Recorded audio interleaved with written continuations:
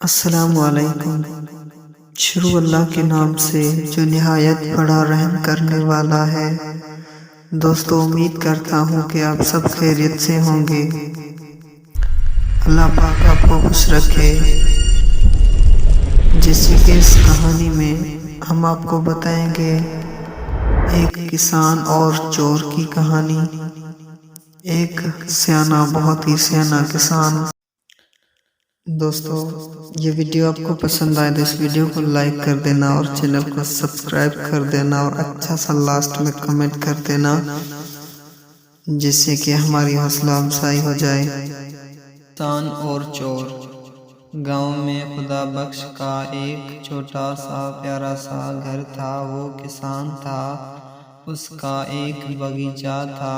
باغ کے آخری کونے میں ایک بہت ہی گہرا کنواں تھا۔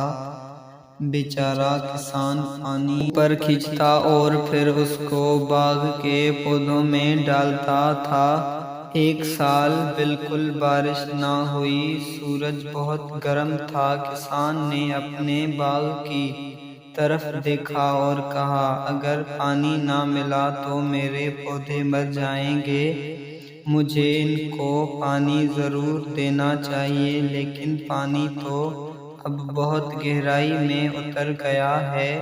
میں بہت بوڑھا ہو گیا ہوں اور موٹا بھی۔ بہت محنت کا کام ہے، مجھے کیا کرنا چاہیے؟ یہ سوچتا ہوا وہ سڑک کے کنارے بنی ہوئی چار دیواری تک آ گیا۔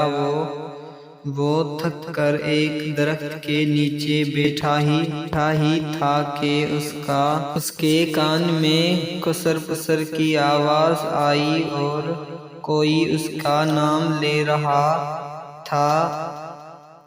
کسان کے کان کھڑے ہو گئے اور وہ غور سے ان کی باتیں سننے لگا۔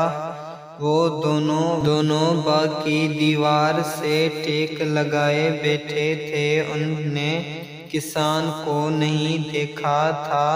ایک آدمی نے کہا، خدا بخش اور اس کی بیوی ٹھیک 9 بجے سونے کے لیے چلی جاتی ہے۔ ہمیں کم از کم 2 گھنٹے اور انتظار کرنا چاہیے، پھر 11 بجے ہم دیوار میں ایک بڑا سوراخ بنا لیں گے۔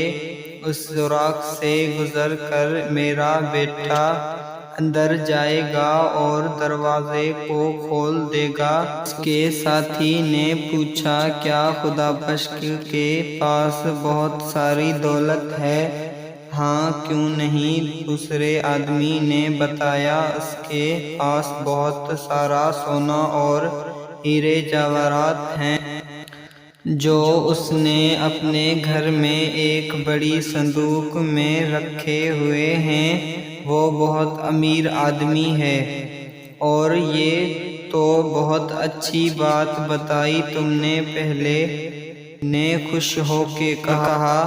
خدا بخش گھر چلا گیا۔ اس نے اپنی بیوی سے کہا، آج رات ہم ٹھیک 9 بجے کھانا کھائیں گے۔ اس نے اپنے سارے روپے سونا اور ہیرے جواہرات اٹھا کیے اور ان کو اپنے پلنگ کے نیچے چھپا دیا۔ پھر وہ چھوٹے بڑے پتھر کچھ اکٹھا کرنے لگا اور بیٹھ کر انتظار کرنے لگا۔ ٹھیک 9 بجے اس نے کھڑکی سے باہر جھانکا اور اس نے دونوں چوروں کو درختوں کے درمیان چھپتے ہوئے دیکھ لیا۔ اس نے بیوی سے کہا، کیا کھانا تیار ہے؟ کھانا لاؤ۔ پھر وہ کھانے بیٹھ گئے۔ پہلے چور نے کہا، رات کے تو 9 بج چکے ہیں، مگر خدا بخش تو ابھی تک جاگ رہا ہے۔ ہمیں ذرا قریب جا کر دیکھنا چاہیے کہ وہ کیا کر رہے ہیں۔ چور گھر کے کچھ اور قریب آ گئے۔ ایک چور نے گھر کی کھڑکی کے اندر جھانکا اور بولا، وہ تو کھانا کھا رہے ہیں۔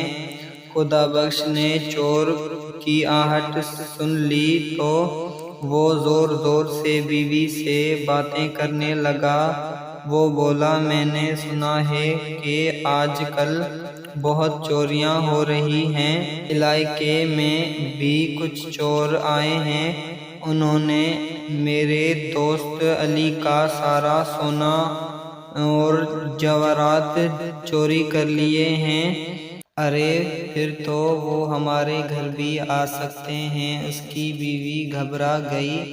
خدا بخش بولا، ہاں وہ ہم آ سکتے ہیں، ہمیں اپنا سونا اور ہیرے جواہرات کسی ایسی جگہ چھپا دینے چاہیے جہاں سے کوئی انہیں نکال نہ سکے، ذرا میرا صندوق تو لانا۔ بیوی صندوق لے آئی۔ خدا بخش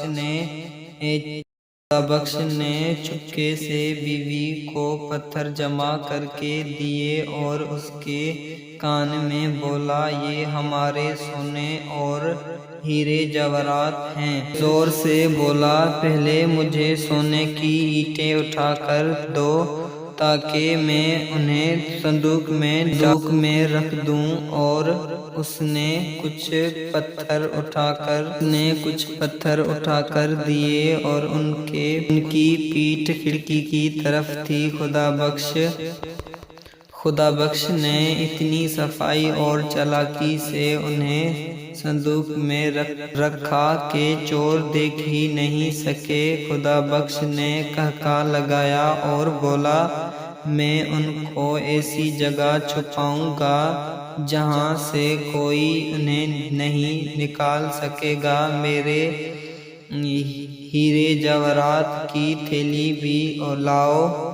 وہ اور پتھر لائی۔ اب میں یہ صندوق بند کر رہا ہوں، اب ذرا سا اسے اٹھانے میں میری مدد کرو۔ خدا بخش اور اس کی بیوی نے صندوق اٹھائی اور باہر نکال کر باغ کے کنویں میں ڈال دی۔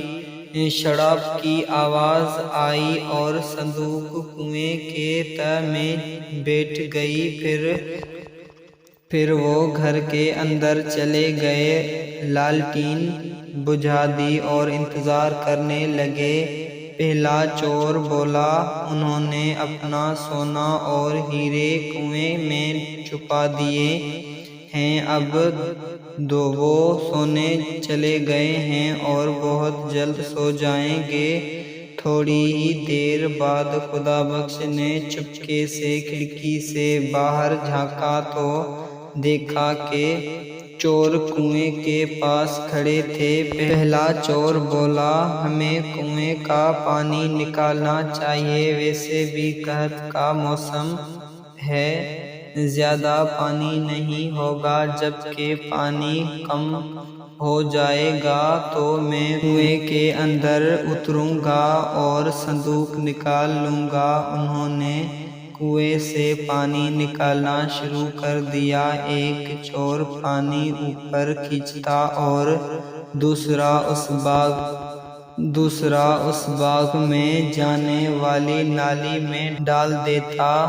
کنویں میں بہت سارا پانی تھا۔ وہ دونوں پوری رات پانی نکالتے رہے یہاں تک کہ صبح ہو گئی، مگر وہ ابھی تک مصروف تھے۔ کسان نے کھڑکی کھولی اور چلایا، بہت بہت شکریہ میرے دوستو، تم نے میرے باغ کو صحرا کر دیا۔ کنویں والا صندوق پتھروں سے بھرا ہوا ہے، پولیس کے سپاہی آ رہے ہیں، وہ سڑک تک پہنچ گئے ہیں۔